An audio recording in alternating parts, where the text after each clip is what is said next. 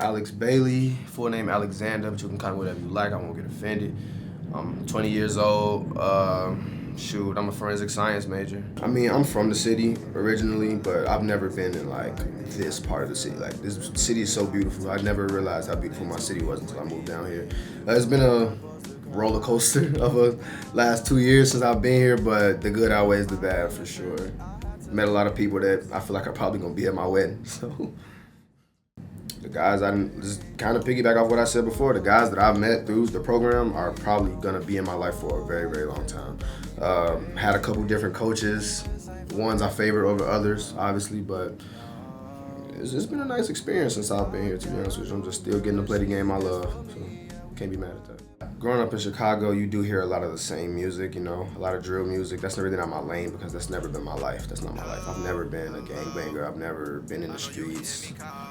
Nothing like that. It's not my lane. So I like to take what my life has been and I like to put it in the music. I've been singing for a long time, so I learned how to use my voice to tell my story, basically. But we all know in the off season, being a student athlete doesn't stop. You have to balance your workouts and everything else you do in the summer.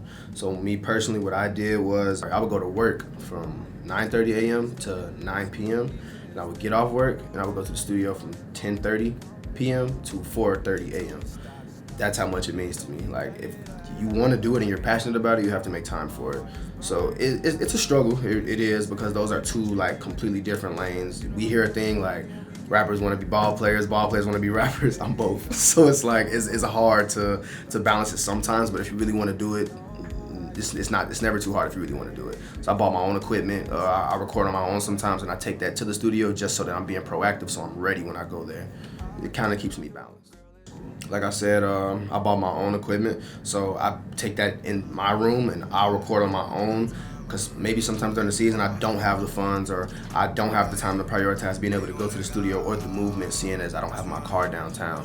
So recording in my room really carries me throughout the entire season, or really just the entire school year, to be honest with you, because that's where I can get the most of my recordings out of my rough drafts out, and I can just have more quantity.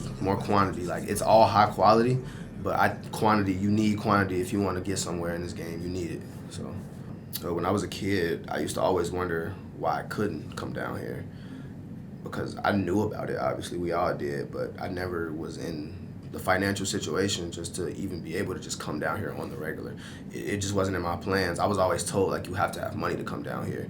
But now that I've lived down here for 2 years, like, that narrative is out the window. Like, if I told my kid self that I live downtown right now, he probably wouldn't believe me. Or he'd probably think I was rich.